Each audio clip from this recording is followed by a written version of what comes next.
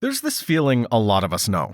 You finally save up your first $100 that you don't need for rent or bills, and for the first time, you're thinking, maybe I should invest this. But then comes the doubt. Is $100 even enough to start? What if I do it wrong?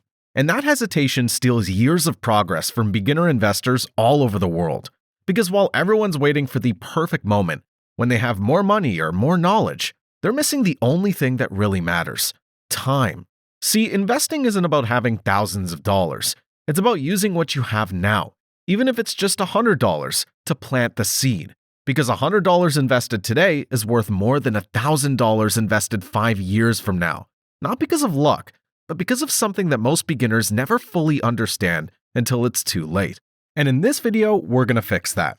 I'll guide you through exactly where to put your first $100, what to avoid, what actually works, and how to use this one simple move to build a real portfolio that keeps growing without needing constant attention or risky decisions.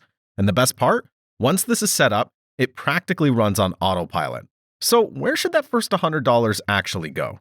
Well, at least not into some trending stock on social media, or into crypto just because someone said it's going to the moon.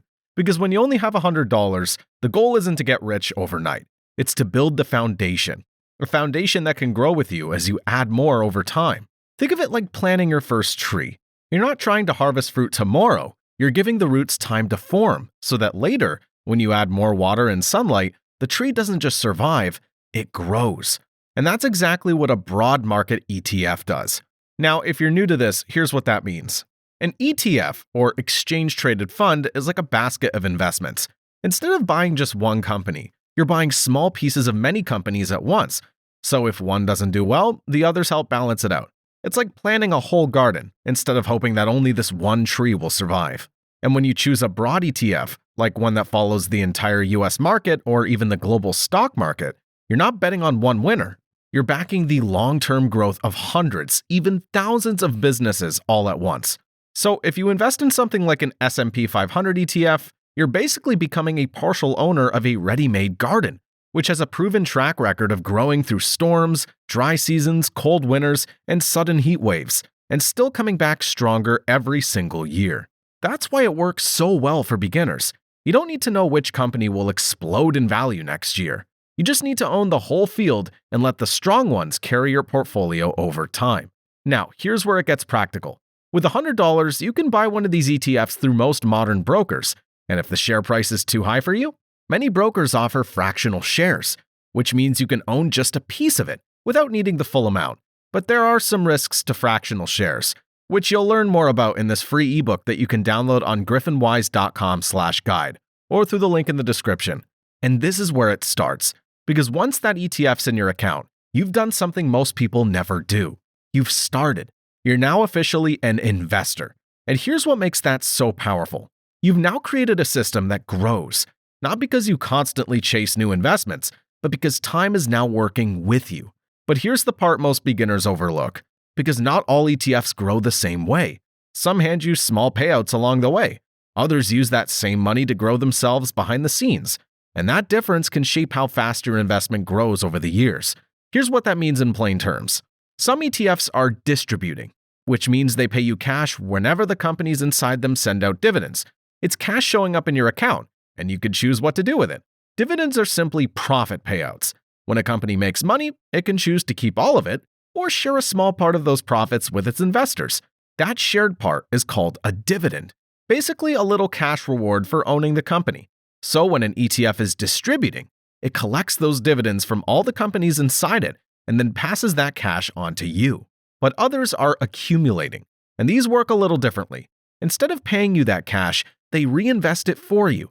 So if the companies in the ETF make profits and pay dividends, your ETF takes those and uses them to buy more tiny pieces of those companies, all on its own. It's like planting a fruit tree, and instead of picking the fruit each time, it falls into the ground and grows into new trees. Slowly, that one tree turns into a garden of trees, all growing on their own. That's the kind of growth you want when you're just getting started. You're not trying to live off your investments yet. You're trying to build something that compounds, something that can grow year after year, even from small amounts. And here's where that $100 becomes more than just a number. Because when it's put into something that automatically reinvests, it's no longer just sitting there hoping to grow. It's doing the work, over and over again, even while you just live your life. So if you're still wondering, should I pick a distributing ETF or an accumulating one? Well, if your goal is to build wealth and you don't need the income right now, accumulating usually makes more sense in the early stages. It lets your investment grow faster because nothing gets pulled out along the way. But there's still one detail that can make a big difference. And if you don't understand it, you might think you're buying a tree, when in reality, it's just a photo of one. Let me explain that for you. Some ETFs are physical and others are synthetic. When you invest in a physical ETF, the fund actually owns the real companies it says it does. If the ETF follows the S&P 500, it owns tiny slices of Apple, Microsoft, Amazon, and so on. Your money's connected directly to the roots of those businesses, like planting seeds in real soil, in a real garden. But a synthetic ETF is different. It doesn't actually own those stocks.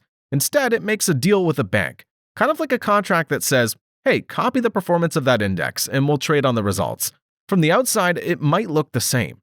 The ETF goes up and down with the market, but under the surface, it's not holding the real companies. It's holding a promise, backed by a financial institution. So why does this matter? Because when you own a synthetic ETF, there's a layer of extra risk that most beginners don't realize. If that bank, the one backing the contract, runs into trouble, your money could be exposed in a way you didn't sign up for. It's like thinking you planted an apple tree, but later finding out you were just renting the picture of one, taped to a stick in the ground. Now, to be clear, synthetic ETFs aren't scams. They're used by professionals for specific reasons. But as a beginner, it usually makes more sense to start with physical ETFs. They're simpler, more transparent, and you know exactly what you own. And there's one more layer that can affect your ETF's performance, even though it sounds a bit technical. It's called securities lending, and it's something that can either help your garden grow or leave your plants in someone else's hands. Some ETFs, especially the bigger, more established ones, don't just hold stocks and sit still. Behind the scenes, they sometimes lend out the shares they own to other traders, usually to big institutions like hedge funds that want to bet against certain stocks or do complex strategies. In return, those hedge funds pay a fee to borrow those shares, and that fee goes back into the ETF, slightly boosting your returns. On paper, that sounds like a win, but here's the catch. While those shares are out on loan, they aren't sitting in the ETF's garden. They're in someone else's hands. Temporarily, yes, and with safeguards, but still not in the soil where you planted them. Now, most ETFs that do this follow strict rules. The shares are backed by a collateral, which is something valuable that's held as a backup in case things go wrong. So while the risks are being managed, it still adds a layer of complexity and dependency. And for beginner investors, that's something worth understanding. It doesn't mean securities lending is bad. In fact, some of the best performing ETFs in the world use it responsibly. But as an investor, especially when you're just starting out, the more you understand what your money is actually doing, the more confident you'll feel holding onto your investments, even when the market moves up and down a lot. So let's zoom out for a second. You've planted your seed with a broad, physical ETF like the Vanguard S&P 500 ETF. You understand what's under the surface, whether it's real stocks, synthetic contracts, or securities lending. Now the question is, how do you build around it? Because while that first $100 is the beginning, there will come a time when you want to add more. You'll start wondering, should I buy individual stocks? Should I invest in real estate? Should I add something else? And that's where we bring it all together, using a structure that's simple, scalable, and used by some of the most experienced investors in the world. And that's where a structure called the core satellite setup comes in. Think of your portfolio like a garden again. Your core is the foundation, the big, steady tree in the middle. For most beginners, that's your broad ETF. It's built for long-term growth. It doesn't need much attention, and it gives everything else stability. Then, around that tree, you plant a few smaller things. These are your satellites. Maybe it's a dividend ETF that gives you some income, or a stock in a company you really believe in. The idea is that the core keeps your investment strong and steady, while the satellites add things your core doesn't have yet. They bring small extra benefits, like more income, more growth, or exposure to different types of businesses. And here's why this structure matters. When your portfolio is just one thing, like one individual stock, it's fragile. One bad earnings report or bad news about the company, and the whole thing can drop. But when your portfolio has a strong, diversified core, you can afford to experiment with smaller positions without putting everything at risk. It's the difference between gambling on a single flower and growing a whole garden. So let's build a portfolio together. It's not something you should blindly copy, but this will give you an idea of how a portfolio could look. You keep around 70 to 80% in your core. something broad and reliable, like the Vanguard S&P 500 ETF, which gives you exposure to the entire US economy. That's your foundation. That's the tree that keeps growing no matter what season it is. Then you build around it with smaller, targeted positions. Maybe you put 10% into an ETF like this one, which focuses on semiconductors, the companies building the physical backbone of AI and technology. It's more volatile, yes, but long-term, it's where a lot of innovation begins. You could add another 10 to 15% into a more technology-focused ETF like this one. This fund invests in some of the biggest tech companies in the world, like Apple, Microsoft, and Nvidia. And because it's hedged, it helps protect your investment from changes in currency if you don't invest in US dollars. And if you do invest in US dollars, or if you prefer something without the currency hedge, you could go with a similar tech ETF like this one. It follows the same group of tech giants, and it's one of the most well-known ETFs in the world. Then 5% goes into a quantum computing ETF like this one. This fund invests in companies working on next-generation computer technology, where machines process information in completely new ways. It's a small, forward-looking slice that lets you be part of an exciting new field while it's still early. And finally, you leave a small slice, maybe 5 to 10%, as cash. This is the buffer that gives you flexibility. It allows you to take opportunities by buying shares of great companies when they're on sale, during a market crash, for instance. But this is just the beginning, because the next step is growing from $100 to your first $1,000.